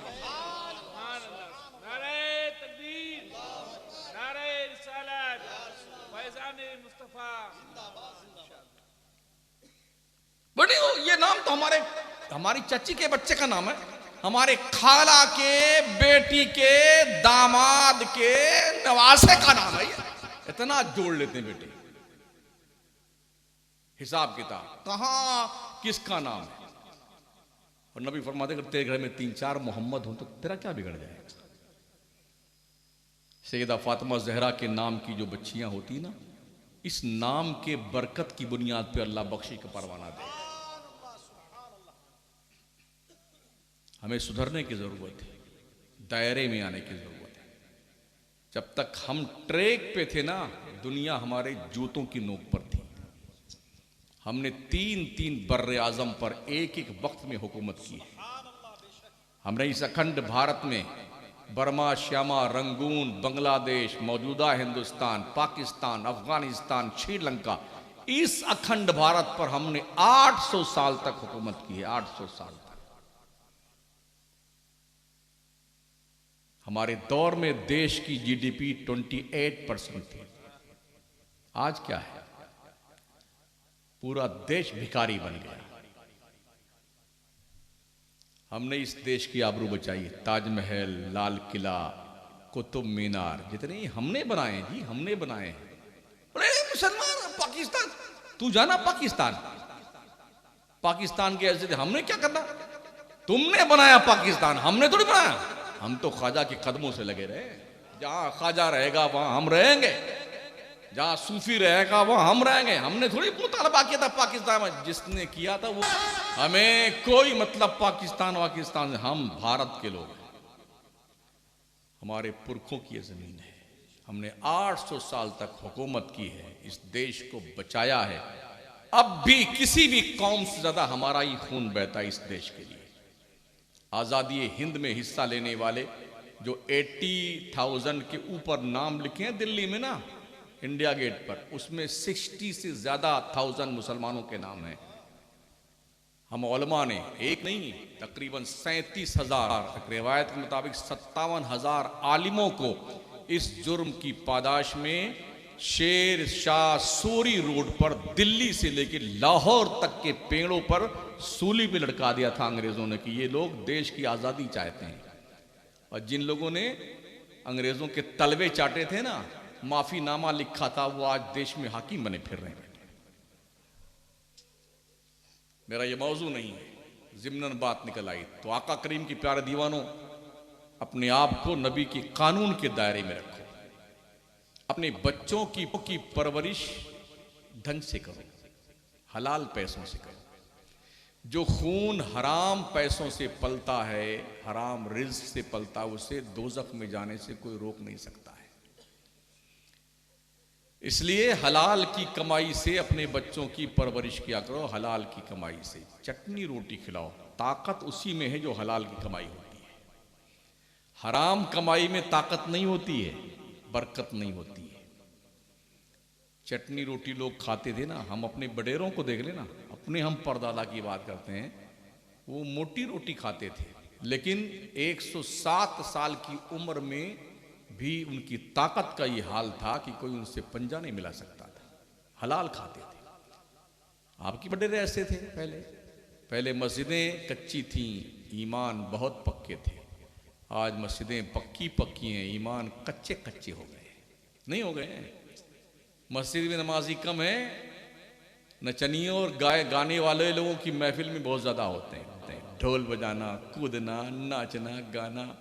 और जुल्फें देखिए हमारे लौंडों की, है पूछो मत।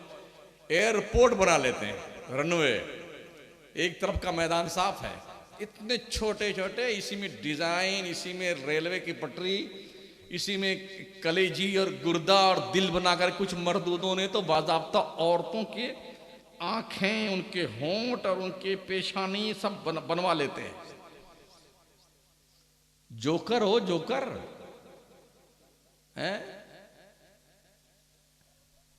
और ऐसा खुरच लेंगे, गाल ऐसा खुरच लेंगे ना, ऐसा लगता है कमबख्त अभी आग से निकल के आया है। एकदम लाल लाल भभूता, एकदम लाल लाल, जैसे ये कलर है। हाँ, जैसे टमाटर होता है।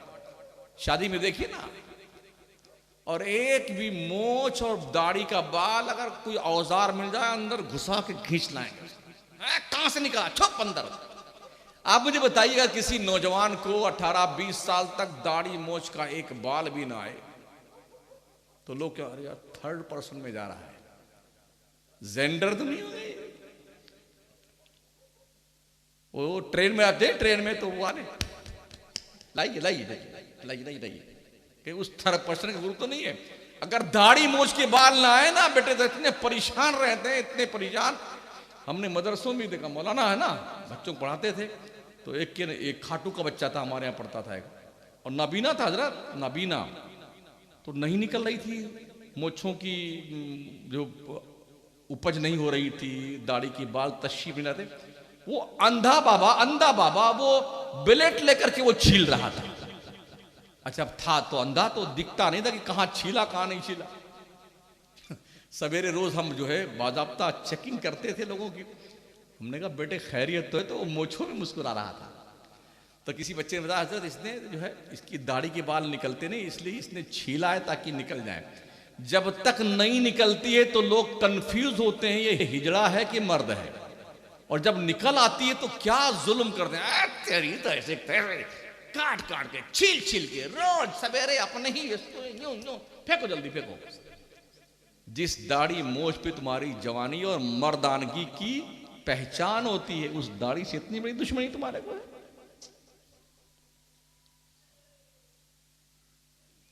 अल्लाह का करम है, दाढ़ी वालों को अल्लाह इतनी इज्जत देता है ना, किसी महफिल में चले जाए ना, लोग कुर्सी छोड़ खड़े हो जाते हैं।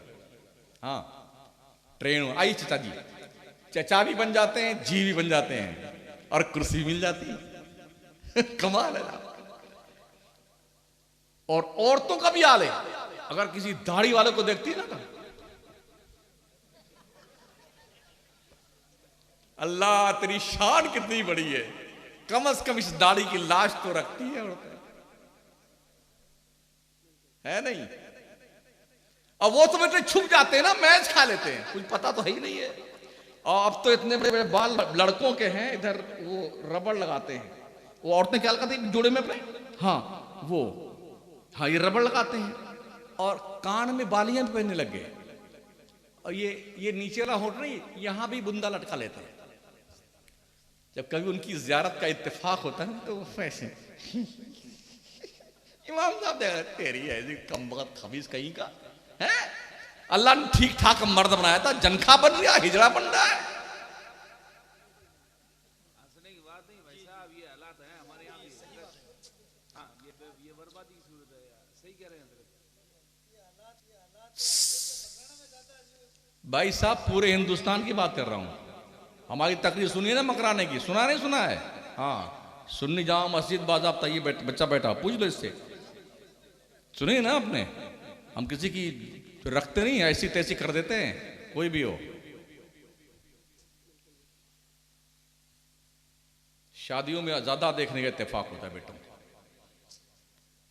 जो जिस कौम का हाल ये था ना, दश्त तो दश्त है, दरिया भी न छोड़े हमने, बहरे जुल्मात में दौड़ा दिए घोड़े हमने।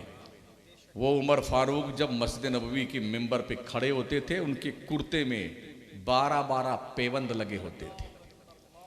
रूम, ईरान, मिस्र, इराक जिनके नाम से कांपते थे। आज तो हिंदुस्तान का कोई प्रधानमंत्री बने, कम 10-10 लाख का एक सूट पहनता है। भिखारी का बेटा 8-8 हजार करोड़ का फ्लाइट लेता, खरीदता है, कई करोड़ रुपए की कारों पे घूमता है। उसको सेवक कहते हैं, चौकीदार चोर है। सच्चाई है कि चौकीदार चोर है। हजरत उमर मस्जिद नबवी में खड़े होते थे ना, एक बार कुर्ते में, कुर्ता लंबा पहन के आ गए, खिताब के लिए खड़े मस्जिद में। एक बुढ़े आदमी पीछे बैठे थे, खड़े हो गए, कहा अमीरुल मोमिनीन पहले ये बता दीजिए, आप खुतबा देने से पहले, तकरीर बाद में कीजिएगा, जितना कपड़ा मुझे मिला था उतना ही आपको मिला था, हमारा कुर्ता लंबा नहीं बन गया, आपका कैसे बन गया लंबा? है किसी के मजाल जो पूछ ले कि आपका ये 10 लाख का सूट कहां से आया है? ये चश्मा जो 50,000 का है, 1 लाख रुपए का कलम है, ये कहां से आया? कोई पूछ सकता है? उमर फारूक जी जिनकी हुकूमत 22,50,000 मुरब्बा मील की जमीन पर जिनकी हुकूमत थी, वो उमर खड़े हैं मस्जिद नबवी में, जनता की अदालत में खड़े हुए हैं, मेंबरे नबवी पे खड़े हुए हैं। कहा पहले बता दो, तकरीर बाद में करना। हजरत उमर ने अपने बेटे को इशारा किया, बेटे तू खड़ा के बता। कहा साहबी रसूल, जितना कपड़ा आपको मिला था उतनी ही हमारे बाप को मिला था, और उतने ही मुझे मिला था, मैंने अपने हिस्से का कपड़ा अपने बाप को दिया है, इसलिए कुर्ता लंबा बन गया। कहा आप तकरीर कीजिए। आप इसको इस्लाम कहते हैं। वो उमर जिनकी बीवी बैतुल माल का मुश्क आया था, मुश्क, हजरत उमर ने कहा इसको बांट देना जनता में, गरीबों में। वो बांटने लगी, और मुश्क बांटते बांटते तौल के बांट रही थी। जब हाथ में जो मुश्क लग जाए, खुशबू लग गई, तो उन्होंने उसको अपने दुपट्टे में पोंछ लिया। हजरत उमर आए, दुपट्टा से खुशबू आ रही थी, फरमाते हैं बैतुल माल की खुशबू लगाने का तुम्हें परमिशन किसने दिया? किसने दिया? हजरत उमर ने लुगड़ा खींच लिया अपने बीवी के सर से, कहा दूसरा लुगड़ा ओढ़ लो। ले गए बाल्टी और जो भी सामान उस सामान धुलते रहे, निचोड़ करके फिर सूंघते, खुशबू आ रही फिर धुलते, फिर सूंघते, खुशबू आ रही फिर धुलते। जब तक उसकी खुशबू खत्म नहीं हो गई तब तक उमर फारूक अपने बेगम का दुपट्टा धुलते रहे। ये फरमाया उमर के बाप की बपौती और मिल्कियत ये बैतुल माल का पैसा नहीं, ये कौम का हक है। उमर की बीवी को यह राइट नहीं है कि बैतुल माल के मुश्क से अपने दुपट्टे का कोना खुशबूदार करे। ये इस्लाम है। अपने बच्चों की परवरिश हलाल कमाई से, समझ रहे हैं? हजरत उमर फारूक आजम के ही दौर में 15 मिनट और सुन लीजिए। वो रात में पूरे मदीने में घूमते थे भेष बदल करके। देखें तो सही हमारी रियाया हमारे ताल्लुक से क्या ख्याल रखती है, क्या गुमान रखती है। एक घर से आवाज आ रही थी, एक माँ अपनी बेटी को समझा रही थी, बेटी दूध में थोड़ा पानी मिला दे। बेटी ने कहा अम्मा अभी अमीरुल मोमिनीन ने तो जल्दी ही ऐलान किया कि दूध में पानी न मिलाया जाए। कहा बेटी उमर थोड़ी देखने आ रहा, घर में दरवाजा बंद है, डाल दे पानी, डाल दे। कहा नहीं मां, ये नहीं हो सकता है कि अमीरुल मोमिनीन के सामने तो उनके कानून की पाबंदी की जाए और उनके पीठ पीछे कानून इस्लाम का मजाक उड़ाया जाए। और फिर उमर ने तो अपने अब्बा का कानून बताया नहीं ना, उमर तो नहीं देख रहा है, क्या अल्लाह भी नहीं देख रहा है? मां बेटी दोनों बातें कर रही। कल तक लोग पानी दूध में मिलाते थे, आज दूध को पानी मिलाते हैं लोग। मामला उल्टा हो गया है। पहले दूध में पानी मिलाते थे लोग, अब दूध को पानी में लोग मिलाते हैं। ये पता ही नहीं चलता दूध है भी कि नहीं है। तो हजरत उमर ने ये आवाज सुनी, दूसरे रोज उनको अपने बारगाह में तलब किया और हजरत उमर ने उस बेटी से अपने बेटी का निकाह कर दिया। एक ग्वालन की बेटी से वक्त के अमीरुल मोमिनीन ने अपने शहजादे की शादी कर दी कि जिस घर की पाकीज़ा बच्चियां इस खौफ की हामिल हो कि घर की तन्हाई में मां के कहने पर भी खुदा और रसूल के कानून को तोड़ने को तैयार नहीं होती हैं, उसे हक बनता है अमीरुल मोमिनीन के घर में बहू बनने का। अरे समझ में कुछ आ रही है?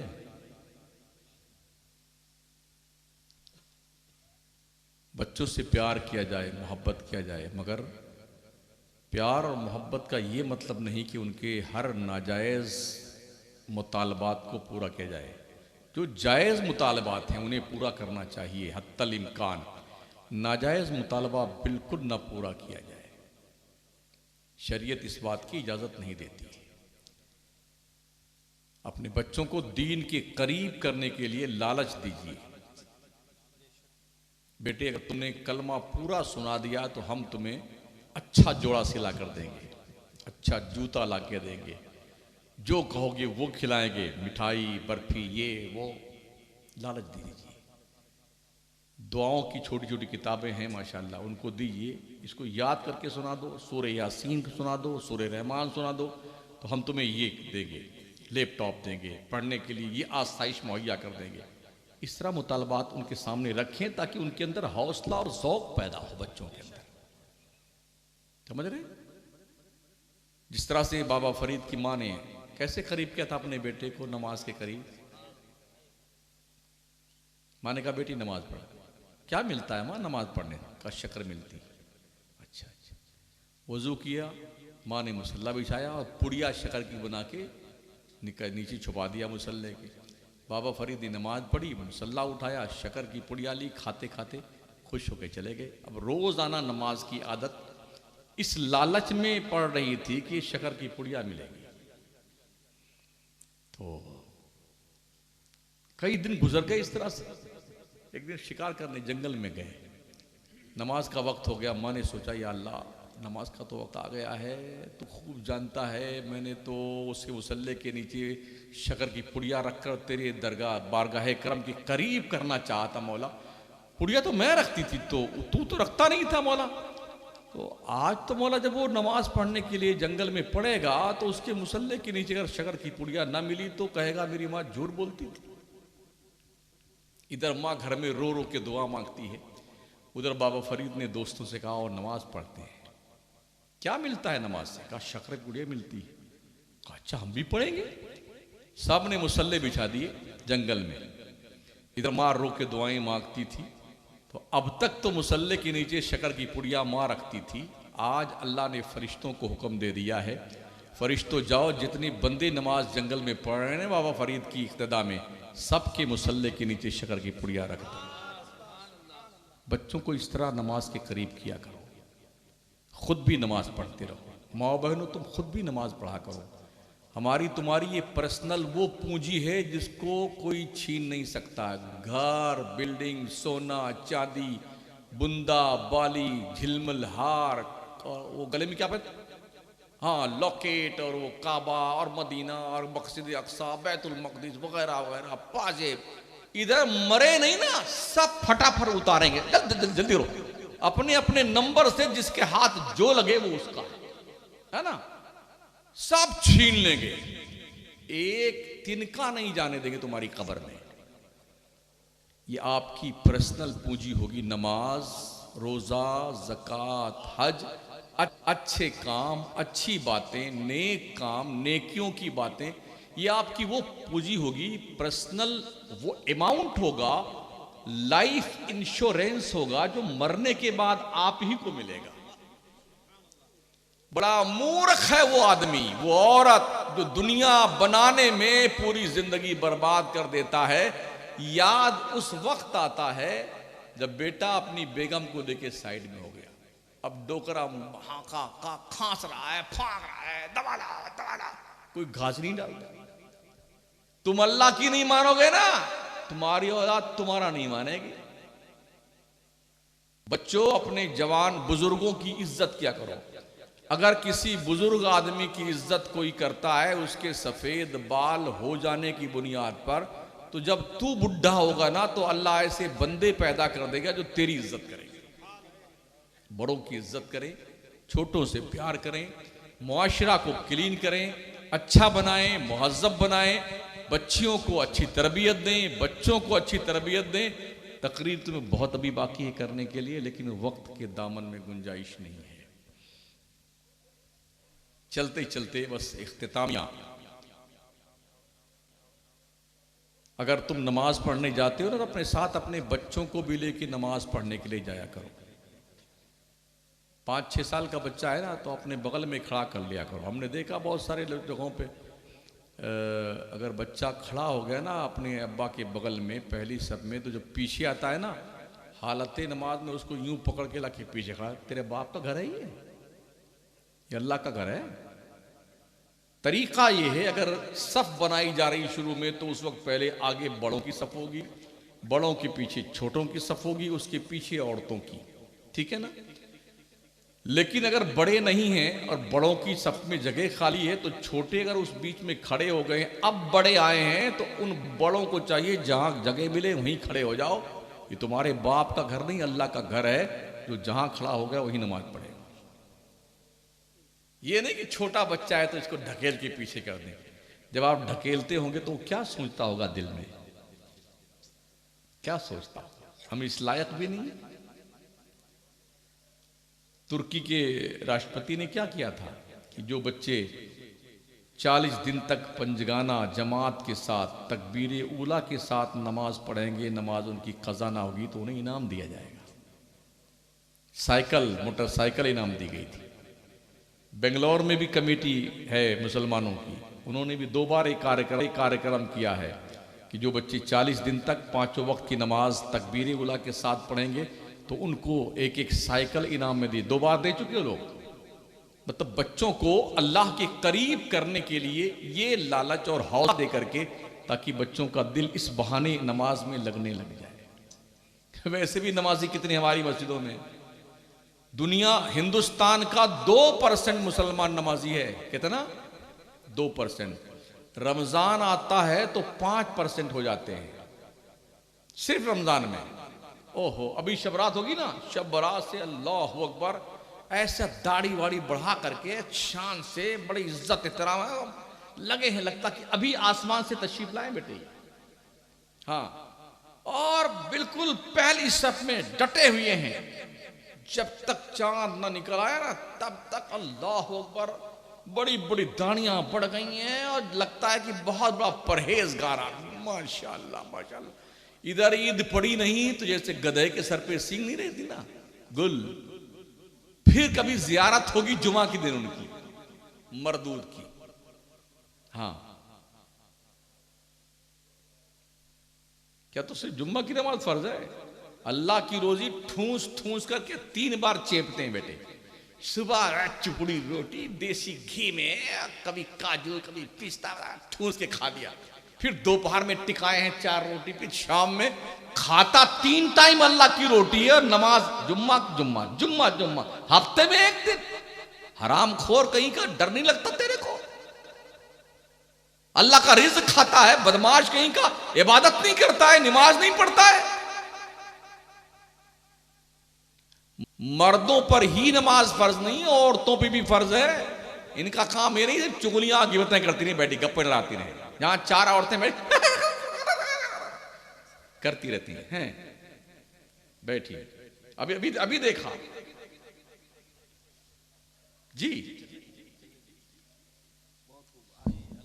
ये करती हैं, गप्पे लड़ाती बैठ करके।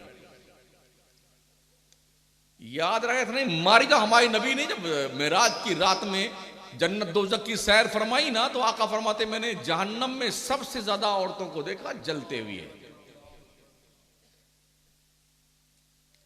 कोई शौहर अगर साल के 365 दिन में 300 दिन तक खूब अच्छा खिलाए, अच्छा पहनाए अपनी बीवी को, एक दिन कोई कमी रह गई ना, मेरी किस्मत फोड़ दी मेरे बाप ने, मेरी माँ ने कैसे पकीटे के हाथ मेरी शादी कर दी, कल्ला आज कहीं का बिक मंग गई 1 दिन में।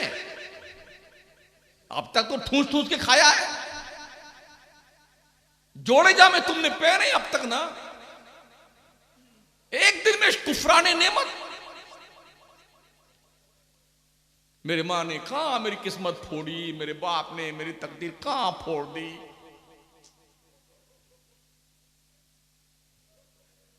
तौबा तौबा, अल्लाह की पनाह। बजाय शुक्र अदा करने के ना आंख फोड़ दी। ये नबी फरमाते हैं अगर औरत को 1 दिन न मिले तो तेरे घर में है क्या ये फटा फटा बर्तन, कपड़ा, ये फटे फटे टूटे फूटे बर्तन, ऐसे ही इशारा करके ये प्लेटें टूटी हुई हैं, और क्या तेरे घर में फकिट्टा आदमी, ये अंदाज।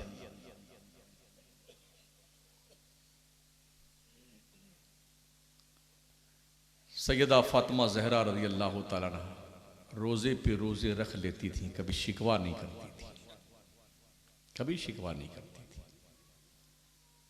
सरकार की बीवियां सैयदा आयशा फरमाती 2-2 महीना घर में चूल्हा नहीं जलता था, खजूर की गुठली चूस चूस के हम पानी पी के गुजारा कर लेते थे, हमने कभी शिकवा नहीं किया। आज की औरतें एक टाइम न मिले तो मर्द तो दूर, औरत ही तलाक देके चली जाएगी। हाँ, ये हालत हो गई। अभी पूरा देश इस तलाश में है कि औरतों को तलाक का अधिकार क्यों नहीं दिया गया। इस्लाम ने जो दिया है वही ठीक है। हाँ, जो दिया है उसी में भलाई और खैरियत है। जिस दिन औरतों को तलाक का अख्तियार दे दिया गया ना, पूरा देश तबाही और बर्बादी के कगार पे पहुंच जाएगा। इसलिए कि औरतें जल्दबाजी में फैसला करती हैं, बहुत जल्दी तंग आ जाती हैं। शौहरों, अपनी बीवियों की तारीफ भी किया करो। खाना बना, माशाल्लाह बहुत अच्छा खाना बनाया, गुड्डू की अम्मी बहुत अच्छा खाना तुमने बनाया, ये तारीफ करो, उसका दिल जो है बड़ा फूल के गुब्बारा बन जाता है औरत का। माशाल्लाह बहुत अच्छी, अल्लाह ने आप जैसी बीवी मुझे दिया, अल्लाह सलामत रखे, ऐसी तारीफ किया करो। कभी बाहर जाओ ना तो अपनी बेगम के लिए स्पेशल अलग से कुछ खरीद के लाया करो, घर वालों का हिस्सा अलग, बीबी का अलग, कि ये खास तेरे लेके आया हूं, ताकि उसको एहसास हो मेरा शौहर कहीं जाता है तो अपने दिल में मुझे रखता है। और माँ बहन ये ना सोचें कि वो जोरू का गुलाम बन गया है, अच्छा इसको अलग लेके आया है। अरे ये अल्लाह का और के नबी का हुक्म है, हाँ अलग लेके आया है।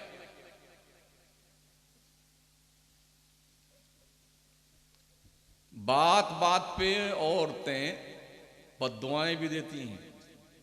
एक खातून का वाकया पढ़ा मैंने, रोज झगड़ा करती है अपने शौहर से, ताने बाने, ये नहीं दिया, ये नहीं दिया। अरे कोई जरूरी रोज क्रीम पॉलिश करो अपने चेहरे और सर के? वजू बनाओ ना पाकीज़ा वजू, अल्लाह चेहरे पे निखार पैदा कर देगा। नमाजें पढ़िए ना, कोई क्रीम और पाउडर उस नूरानियत का मुकाबला नहीं कर सकता है जो नूरानियत नमाज पढ़ने और वजू बनाने से चेहरे पे आती है। ये तो पॉलिश जो आपने किया है ना, थोड़ा धूप में तशरीफ ले जाएं, 10 मिनट के अंदर इसमें देखिए दरारें पड़ जाती हैं, ऐसी लकीरें बनेगी ना। इसलिए हमने, वैसे मजबूरी भी है, कहीं निकाह पढ़ाने में फंस गए ना, तब क्या करें, सूरदास तो है नहीं, नीचे देखते तो भिड़ जाएं, दीवार से लड़के गिरेंगे, तो ना चाहते हुए इन भूतनियों को देखना पड़ता। हाँ, भूतनी को पूरा बाल चुड़ैल की तरह खोल दिया है, दुपट्टे का पता ही नहीं, लुगड़ा कमबात कहां तशरीफ ले गया, कपड़े ऐसे एक एक रोंगटा दिखता है, नेट यहां से लेकर के सेट है बड़ा, या माज़अल्लाह। और ये तो रहा, ये पीठ के ऊपर जो इतना बड़ा पान बना दिया है, यानी पीठ भी आधी खुली हुई है। बेशर्मो, तुम्हारी गैरतों के जनाजे निकल गए हैं, भुतनी बन जाती हो। तो जब ये पूरी पॉलिश वालिश कर लेते हैं तो अलग से इस तरह रुमाल होता है, और ये जो वो हाथ पोंछते हैं, क्या टिश्यू पेपर, हाँ बोली, ऐसे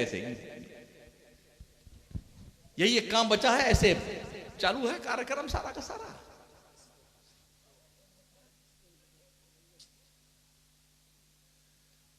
तो जो हुस्न खुदा ने दिया है ना, वो लाफानी है अगर उसकी हिफाजत की जाए शरीयत के दायरे। तो वो खातून का जो मैंने वाक़ा पढ़ा, रोज लड़ती, जंग करती अपने शौहर से, तलाक दे दे मेरे को, तलाक दे दे मेरे को, तलाक दे दे, कब तुम मनहूस, तेरा पीछा छूटेगा। रोज लड़ती, रोज। पता है शौहर कितनी मेहनत करता है? तुम घर में रहते हो ना, ऐसे तुम्हें पता नहीं होता है। अपनी पीठ पर बोरियां लाद करके मजदूरी करता है, चप्पलें फट जाती हैं। हमने देखा है गल्फ कंट्रीज में लोग एक टाइम खाना खा करके एक टाइम का पैसा बचाते हैं कि मेरे बच्चों के काम आएगा। नाश्ते में हमने शौहरों को देखा है, एक ब्रेड, सिर्फ एक ब्रेड, डबल नहीं, सिंगल ब्रेड, एक कप चाय में डुबो करके नाश्ता कर लेते हैं। पैसा बचेगा तो बच्चों के काम आएगा। और यहां बेगम साहब गली ये सऊदी कमा रहा मेरा शौहर, सऊदी, तुझे पता है कैसे कमा रहा है? पता तुम्हें? कहीं गाड़ी किसी की धोता है 1 घंटे के लिए, कहीं किसी के बगीचे में झाड़ू लगाता है, पार्ट टाइम काम करता है, कहीं रोटी बनाने का काम करता है। समझ रहे हैं? मौका मिल गया तो किसी का सामान सर पे लाद करके पसीने में शराबोर रह करके दूसरे को दुकान पे पहुंचाता है। और तुम यहां डींगे मारती हो बैठ करके अल्लाह का शुक्र अदा करने के बजाय। 2-3 बच्चों की मां थी वो, और रोज लड़ती, आज ये नहीं दिया, आज वो नहीं दिया, ये नहीं लाए, वो नहीं लाए। बेचारा वो रोता रहता, समझाता, बेगम अभी इतनी कैपेसिटी अल्लाह ने नहीं दी है, हो जाएगा तो ला के दे देंगे, तेरी हर ख्वाहिश पूरी करेंगे, अभी कुशादगी नहीं है।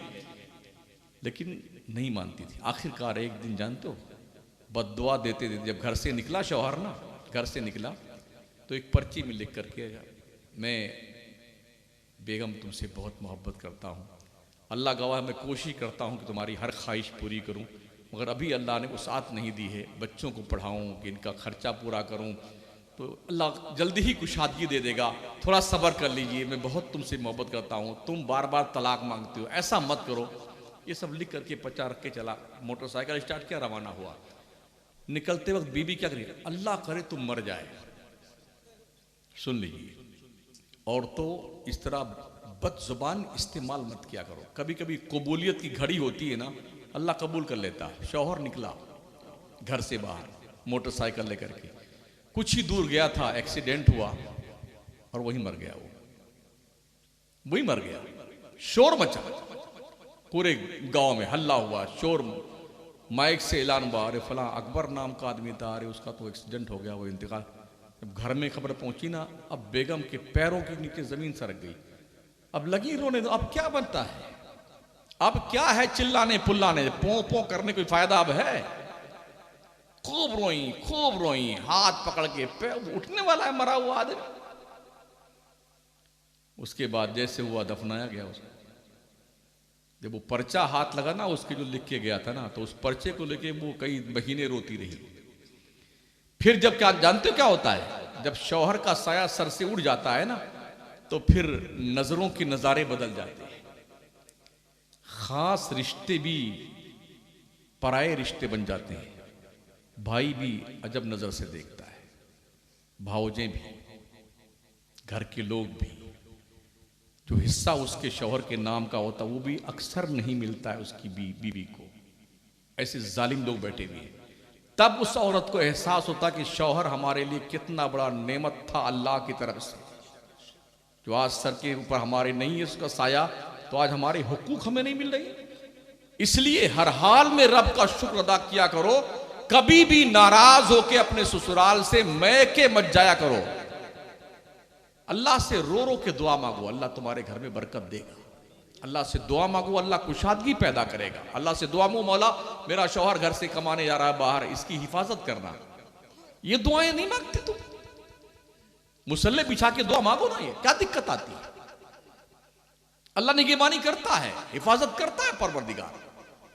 तो ये काम तो करती नहीं, हमेशा बस लाओ लाओ पैसे लाओ, पैसे लाओ, पैसे लाओ। अल्लाह रहम इंतजार पे। हालात हमारे बहुत बुरे हैं।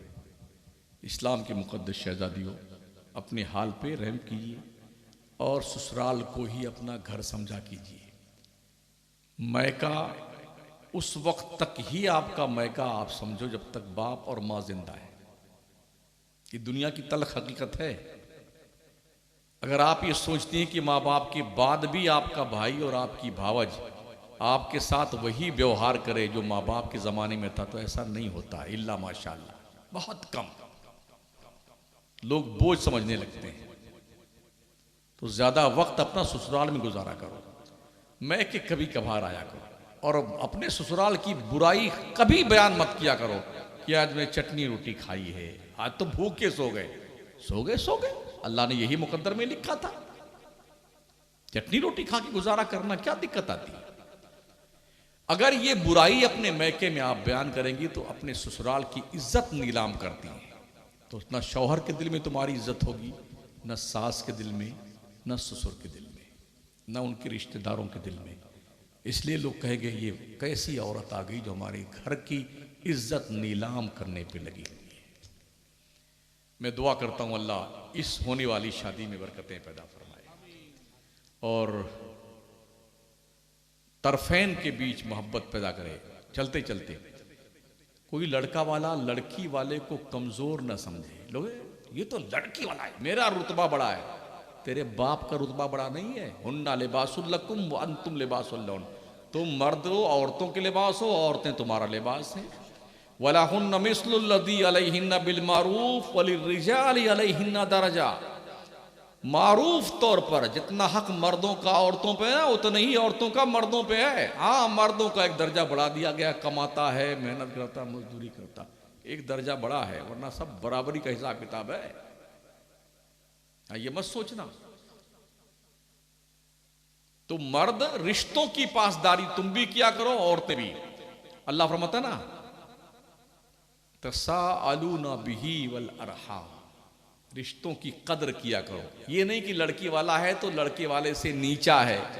कोई इस्लाम में नीचा ऊंचा नहीं होता भाई। सुन लो कान खोल के, अल्लाह फरमाता या अय्युहन्नास इन्ना खलकनाकुम मिन ज़करिन व उन्सा व जअलनाकुम शुऊबन व क़बाइला लितआरफू इन्ना अक्रमकुम इंदल्लाहि अत्क़ाकुम। ए लोगो, हमने तुम्हें एक मर्द एक औरत से पैदा किया है।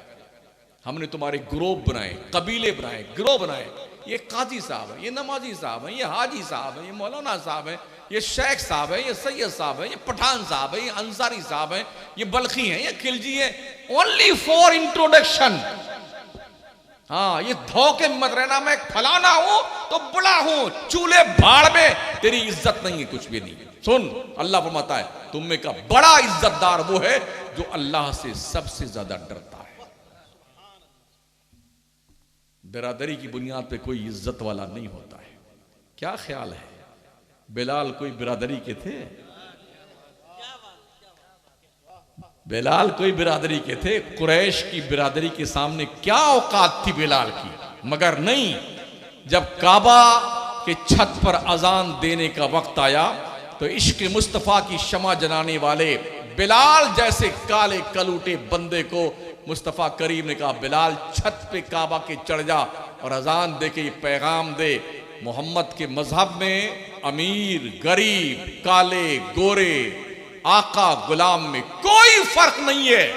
जिसके दिल में मोहम्मद का प्यार है वो सबसे बड़ा है, जिसके दिल में खुदा का डर है वो सबसे बड़ा है।